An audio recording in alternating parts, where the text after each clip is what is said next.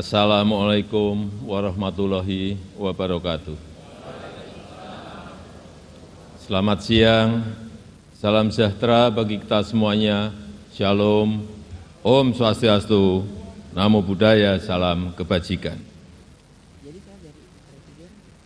Yang saya hormati Wakil Presiden Republik Indonesia, Bapak Profesor Dr. Kyai Haji Ma'ruf Amin.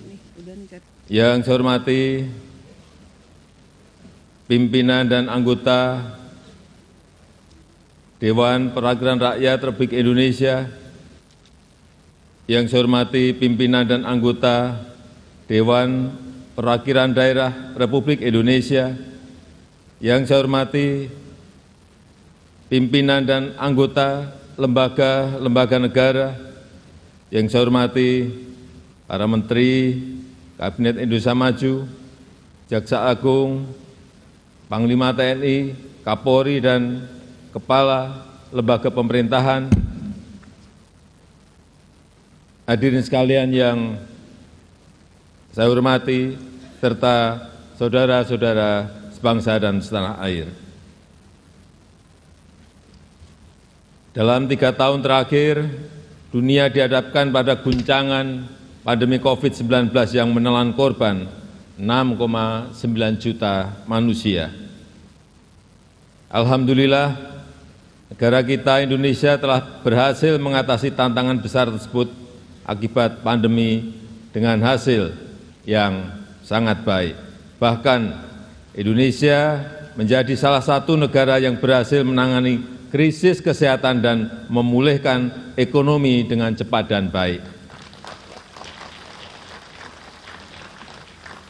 Dan pertumbuhan ekonomi selama 7 kuartal terakhir sejak akhir 2021 secara konsisten berada di atas 5%. Tingkat pengangguran berhasil diturunkan dari 6,26% pada Februari 2021 menjadi 5,45% pada Februari 2023. Sementara tingkat kemiskinan juga terus menurun menjadi 9,36% pada Maret 2023. Begitu juga dengan kemiskinan ekstrim yang turun dari 2,04% pada Maret 2022 menjadi 1,12% pada Maret 2023. Pemulihan ekonomi yang cepat dan kuat telah membawa Indonesia naik kelas, masuk kembali ke dalam kelompok negara berpendapatan menengah atas di tahun 2022. Pemulihan ekonomi Indonesia terus berlanjut. Semester 1 2023 ekonomi nasional tumbuh 5,1%. Inflasi Indonesia juga semakin terkendali dan mencapai 3,1% sampai dengan Juli 2023. Kebijakan fiskal Indonesia termasuk salah satu yang paling efektif dalam menangani pandemi dan menjaga pertumbuhan ekonomi. Defisit fiskal Indonesia sudah kembali di bawah 3% PDB, 1 tahun lebih cepat dari rencana awal.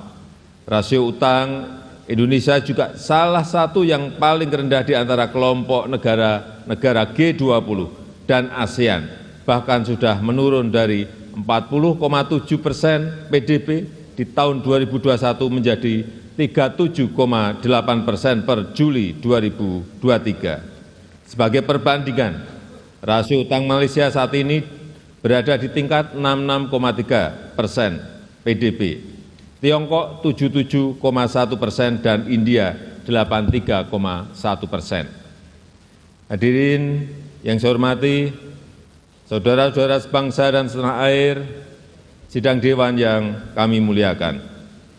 Kita menyaksikan perubahan lanskap global yang sangat cepat, khususnya karena pergeseran geopolitik. Fragmentasi global menciptakan disrupsi rantai pasok yang meningkatkan risiko pangan, risiko krisis pangan, energi, serta keuangan dunia. Konstelasi global harus disikapi dengan strategi kebijakan yang jitu dan antisipatif. Kebijakan ekonomi dan fiskal harus mampu mentransformasi ekonomi untuk menghadapi tantangan hari ini dan hari depan. Ketahanan pangan dan energi serta transformasi manufaktur menjadi sangat penting. Di sisi lain, industri pertahanan harus dibangun secara kompetitif untuk menjawab kebutuhan pertahanan keamanan Indonesia. Dunia juga dihadapkan pada potensi krisis akibat perubahan iklim. Transisi penggunaan energi hijau perlu dilaksanakan secara progresif, namun tetap adil dan terjangkau. Potensi nilai ekonomi hayati Indonesia harus kita manfaatkan sebagai faktor penting dalam mengembangkan dan meningkatkan investasi hijau di dalam negeri. Selain itu, perkembangan digitalisasi dan artificial intelligence diperkirakan akan mendominasi kehidupan perekonomian dunia termasuk di Indonesia. Disrupsi ini harus dihadapi dengan strategi yang tepat. Pembangunan kualitas sumber daya manusia, infrastruktur fisik dan non-fisik terkait dengan teknologi informasi harus ditingkatkan. Struktur penduduk muda akibat bonus demografi kita manfaatkan secara maksimal. Transformasi ekonomi terus dilanjutkan untuk meningkatkan daya tarik investasi dan pembukaan lapangan kerja yang layak secara masif. Partisipasi Indonesia dalam rantai pasok global, khususnya pada sektor berteknologi tinggi dan ramah lingkungan, harus terus kita dorong. Perbaikan kualitas sumber daya manusia menjadi faktor utama transformasi ekonomi. Pembangunan kualitas SDM yang sehat, produktif, dan inovatif juga menjamin inklusivitas serta keadilan terus dilakukan. Maka upaya menghapus kemiskinan ekstrem, stunting, dan pembangunan daerah terpencil harus berhasil. Oleh karena itu, seluruh tantangan global dan nasional harus kita jawab dengan tepat dan efektif. Peran APBN sangat penting dan strategis dalam mendukung, memfasilitasi, serta menentukan arah kebijakan ekonomi, sosial, dan daya saing pertahanan dan keamanan nasional. Kebijakan fiskal ke depan dirancang dengan tujuan mengakselerasi target dan prioritas pembangunan nasional. Agenda transformasi ekonomi termasuk hilirisasi sumber daya alam, baik hasil tambang maupun pangan akan terus dilanjutkan. Perlindungan dan perbaikan kesejahteraan masyarakat, khususnya yang berpendapatan rendah, juga akan tetap menjadi fokus penting untuk menopang perbaikan struktural secara fundamental. Hadirin yang saya muliakan serta Bapak Ibu saudara-saudara sebangsa setanah air, mempertimbangkan potensi perekonomian yang kita miliki, serta dengan tetap memperhitungkan risiko-risiko yang akan datang, maka asumsi dasar ekonomi makro sebagai landasan penyusunan RAPBN 2024 adalah sebagai berikut.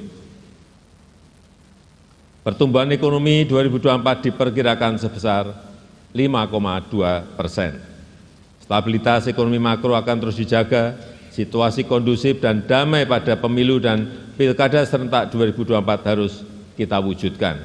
Implementasi beberapa undang-undang baru juga akan memberikan manfaat positif pada penguatan struktural. Selanjutnya, inflasi akan tetap dijaga pada kisaran 2,8%. Peran APBN akan tetap dioptimalkan untuk memitigasi tekanan inflasi, baik akibat perubahan iklim maupun gejolak eksternal. Koordinasi yang kuat antara anggota forum tim pengendalian inflasi pusat dan daerah akan terus dijaga. Rata-rata nilai tukar rupiah diperkirakan bergerak di sekitar Rp15.000 per dolar Amerika Serikat. Sementara rata-rata suku bunga surat berharga negara 10 tahun diprediksi pada level 6,7%. Koordinasi anggota Komite Stabilitas Sektor Keuangan akan selalu antisipatif dan responsif dalam menghadapi potensi gejolak eksternal. Harga minyak mentah Indonesia ICP diperkirakan berada pada 80 US dollar per barel. Di sisi lain, lifting minyak dan gas bumi diperkirakan masing-masing mencapai 625.000 barel per hari dan 1,03 juta barel setara minyak per hari. Pimpinan dan anggota Dewan yang saya hormati, yang saya muliakan, arsitektur APBN tahun 2024 harus mampu merespon dinamika perekonomian, menjawab tantangan dan mendukung agenda pembangunan dan kesejahteraan secara optimal, mempercepat transformasi ekonomi, menjaga momentum pertumbuhan ekonomi yang berkualitas, inklusif, dan berkelanjutan, melindungi daya beli masyarakat dari guncangan, dan menjaga agar postur APBN tetap sehat dan berkelanjutan dalam jangka menengah dan panjang. APBN tahun 2024 didesain untuk menjawab tantangan saat ini sekaligus di masa yang akan datang. Maka kebijakan APBN tahun 2024 diarahkan untuk mempercepat transformasi ekonomi yang inklusif dan berkelanjutan. Upaya transformasi ekonomi akan ditempuh melalui dua strategi utama, yaitu strategi jangka pendek dan strategi jangka menengah. Pertama, strategi jangka pendek difokuskan untuk mempercepat penghapusan kemiskinan ekstrem, penurunan prevalensi stunting, pengendalian inflasi, dan peningkatan investasi. Kedua, strategi jangka menengah difokuskan pada 5 agenda sebagai berikut. 1. Mewujudkan sumber daya manusia unggul yang produktif, inovatif, dan berdaya saing melalui peningkatan kualitas pendidikan dan sistem kesehatan, serta reformasi sistem perlindungan sosial termasuk penguatan dan perlindungan pekerja migran Indonesia. 2. Akselerasi pembangunan infrastruktur pendukung transformasi ekonomi, khususnya infrastruktur di bidang energi, pangan, konektivitas, serta teknologi informasi dan komunikasi. 3. Pemantapan implementasi reformasi birokrasi dan simplifikasi regulasi. 4. Meningkatkan aktivitas ekonomi yang bernilai tambah tinggi melalui hilirisasi sumber daya alam. Dan kelima, mendorong pengembangan ekonomi hijau. Pimpinan dan anggota Dewan yang saya muliakan, untuk mewujudkan SDM unggul, berintegritas, dan berdaya saing, disiapkan anggaran pendidikan sebesar Rp660,8 triliun atau 20% dari APBN. Tercermin dari alokasi belanja pemerintah pusat sebesar Rp237,3 triliun, transfer ke daerah 346, saya ulangi, transfer ke daerah sebesar Rp346,6 triliun, dan pembiayaan investasi Rp77 triliun. Kita harus mampu memanfaatkan bonus demografi dan siap menghadapi disrupsi teknologi. Tidak boleh kita kendor. Agar sumber daya manusia kita produktif, inovatif, berdaya saing global, berintegritas, berakhlak mulia, dan dengan tetap menjaga jati diri budaya bangsa. Upaya peningkatan kualitas sumber daya manusia Indonesia ditekankan pada peningkatan kompetensi guru dan tenaga kependidikan, pemerataan kualitas pendidikan melalui peningkatan distribusi guru dan sarana prasarana pendidikan, peningkatan kualitas PAUD, peningkatan akses pendidikan di semua jenjang pendidikan, peningkatan kualitas sarana prasarana penunjang kegiatan pendidikan terutama di daerah tertinggal, terluar, dan terdepan, penguatan konektivitas pendidikan vokasi dengan pasar kerja, serta perluasan program beasiswa, pemajuan kebudayaan, penguatan perguruan tinggi, kelas dunia, dan pengembangan riset dan inovasi. Untuk menghadirkan SDM yang sehat dan produktif, anggaran kesehatan direncanakan sebesar Rp186,4 triliun atau 5,6% dari APBN. Anggaran tersebut diarahkan untuk transformasi sistem kesehatan, mendorong berkembangnya industri farmasi yang kuat dan kompetitif, meningkatkan akses dan kualitas layanan primer dan rujukan, menjamin tersedianya fasilitas layanan kesehatan yang andal dari hulu ke hilir, mengefektifkan program JKN, serta mempercepat penurunan prevalensi stunting agar mencapai 14% di tahun 2024. Yang dilakukan melalui perluasan cakupan seluruh kabupaten kota di Indonesia dengan penguatan sinergi berbagai institusi. Untuk mempercepat penurunan kemiskinan dan meningkatkan kesejahteraan serta pembangunan SDM jangka panjang untuk memutus rantai kemiskinan, anggaran perlindungan sosial dialokasikan sebesar Rp493,5 triliun. Sejalan dengan hal tersebut, reformasi program perlindungan sosial diarahkan pada penyempurnaan perlindungan sosial sepanjang hayat dan adaptif, subsidi tepat sasaran dan berbasis target penerima manfaat, perbaikan basis data penerima antara lain melalui penguatan data registrasi sosial ekonomi, serta percepatan penghapusan kemiskinan ekstrem pada tahun 2024. Untuk mendorong produktivitas, mobilitas, dan konektivitas serta pemerataan yang berkeadilan, anggaran infrastruktur dialokasikan sebesar Rp422,7 triliun yang diarahkan untuk penguatan penyediaan pelayanan dasar, peningkatan produktivitas melalui infrastruktur konektivitas dan mobilitas, peningkatan jaringan irigasi melalui pembangunan bendungan, saluran irigasi primer, sekunder dan tersier, penyediaan infrastruktur di bidang energi dan pangan yang terjangkau dan berkelanjutan, pemerataan akses teknologi informasi dan komunikasi, serta mendukung proyek-proyek strategis termasuk pembangunan IKN. Strategi transformasi ekonomi di bidang ketahanan pangan dialokasikan sebesar Rp108,8 triliun yang diprioritaskan untuk peningkatan ketersediaan, akses dan stabilisasi harga pangan, peningkatan produksi pangan domestik, penguatan kelembagaan petani, dan dukungan pembiayaan serta perlindungan usaha tani, percepatan pembangunan dan rehabilitasi infrastruktur pangan, serta pengembangan kawasan food estate, dan penguatan cadangan pangan nasional. Untuk mendorong agar aktivitas ekonomi bernilai tambah tinggi, diantaranya dilakukan dengan mendorong hilirisasi sumber daya alam.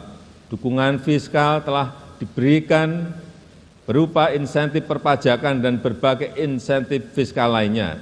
Selama ini telah diberikan dukungan terhadap pengembangan kendaraan bermotor listrik berbasis baterai.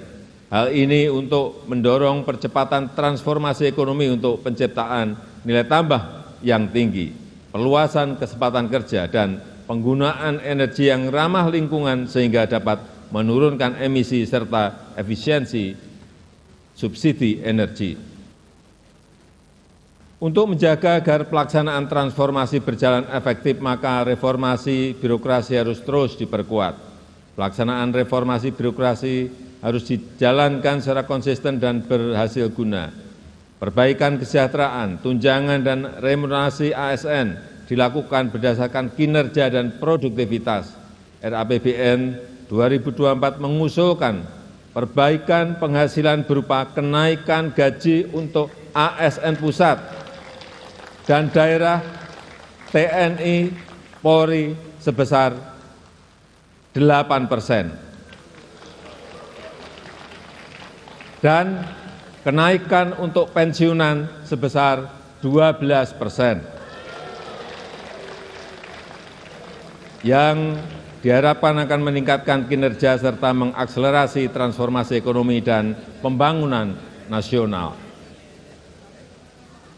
Industri pertahanan keamanan juga terus didorong agar maju dan mandiri dengan dukungan APBN, antara lain dimanfaatkan untuk pemenuhan kebutuhan alutsista secara bertahap dengan didukung industri pertahanan di dalam negeri untuk memenuhi kebutuhan pokok minimum. Pimpinan dan anggota Dewan yang saya muliakan, pemerintah juga terus mendorong agar sinergi pusat dan daerah semakin baik. Untuk itu, kebijakan transfer ke daerah diarahkan semakin berkualitas dan memberi manfaat nyata bagi masyarakat melalui langkah-langkah sebagai berikut. 1. Harmonisasi belanja pusat dan daerah, terutama dalam upaya mendukung program prioritas nasional termasuk transformasi ekonomi. 2. Mempertajam pengelolaan dan penggunaan transfer ke daerah, terutama untuk meningkatkan kualitas pelayanan publik dan pembangunan daerah yang inklusif. 3, meningkatkan kemandirian fiskal daerah melalui penguatan perpajakan daerah dengan tetap menjaga iklim investasi, kemudahan berusaha serta mendorong pembiayaan daerah sebagai sumber pendanaan APBD. Pimpinan dan anggota Dewan yang saya hormati, untuk menjalankan agenda pembangunan tersebut, pendapatan negara pada tahun 2024 didorong lebih optimal dengan tetap menjaga iklim investasi, keberlanjutan dunia usaha, dan kelestarian lingkungan. Optimalisasi penerimaan pajak ditempuh dengan pertama, menjaga efektivitas reformasi perpajakan untuk perluasan basis pajak, peningkatan kepatuhan, dan penggalian potensi. Kedua, implementasi sistem inti perpajakan serta perbaikan tata kelola dan administrasi perpajakan. Yang ketiga, implementasi nomor induk kependudukan sebagai nomor pokok wajib pajak dalam rangka meningkatkan rasio perpajakan. Yang keempat, pemberian berbagai insentif perpajakan yang tepat dan terukur diharapkan mampu mendorong percepatan pemulihan dan peningkatan daya saing investasi nasional serta memacu transformasi ekonomi. Untuk peningkatan PNBP, terus dilakukan melalui perbaikan proses perencanaan, pelaporan dengan menggunakan teknologi informasi yang terintegrasi, penguatan tata kelola dan pengawasan, optimalisasi pengelolaan aset dan sumber daya alam, serta mendorong inovasi layanan dengan tetap menjaga kualitas dan keterjangkauan layanan.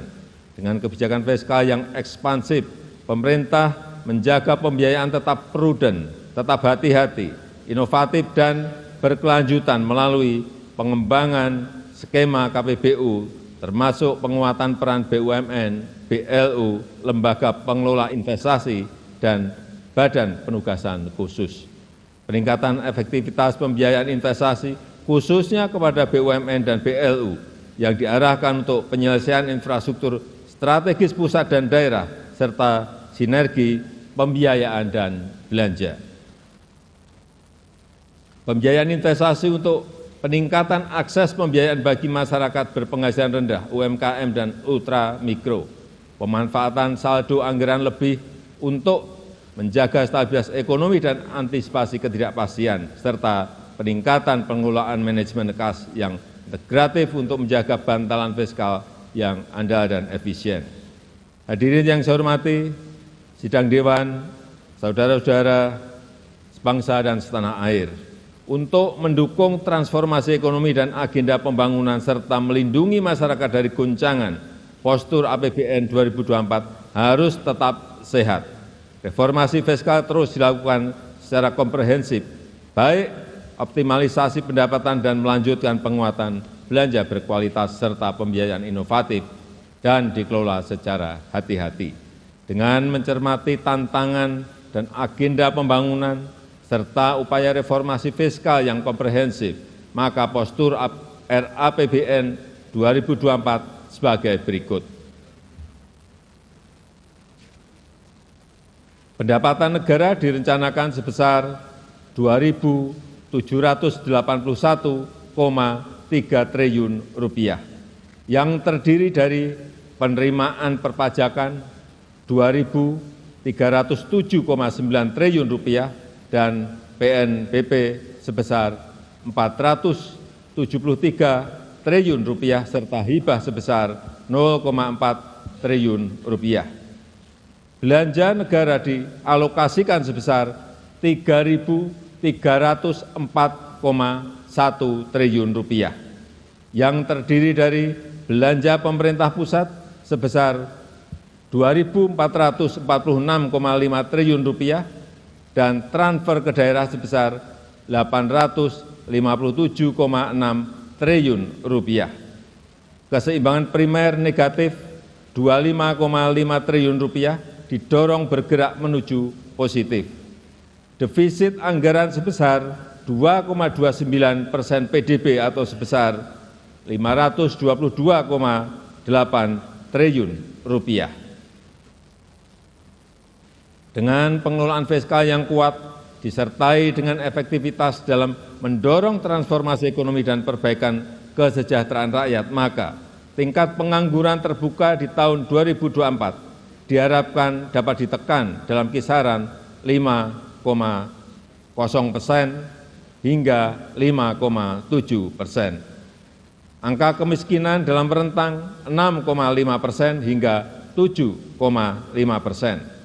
Rasio Gini dalam kisaran 0,374 hingga 0,377, serta indeks pembangunan manusia dalam rentang 73,99 hingga 74,02. Selain itu, nilai tukar petani (NTP) dan nilai tukar nelayan (NTN) juga ditingkatkan untuk mencapai kisaran masing-masing 105 sampai dengan 108 dan 107 sampai dengan 110. Hadirin yang saya muliakan, demikianlah keterangan pemerintah atas rancangan undang-undang tentang anggaran pendapatan dan belanja negara tahun anggaran 2024 beserta nota keuangannya. Besar harapan kami, pembahasan RAPBN tahun 2024 dapat dilakukan secara konstruktif demi mewujudkan Indonesia maju berdasarkan Pancasila dan Undang-Undang Dasar 1945. Semoga Tuhan Yang Maha Esa senantiasa memberikan rahmat dan ridho-Nya bagi kita semua dalam melaksanakan tugas dan amanah seluruh rakyat Indonesia. Dirgahayu Republik Indonesia, Dirgahayu Negeri Pancasila, Merdeka! Terima kasih. Wassalamualaikum warahmatullahi wabarakatuh. Om Santi Santi Santi Om. Namo Buddhaya.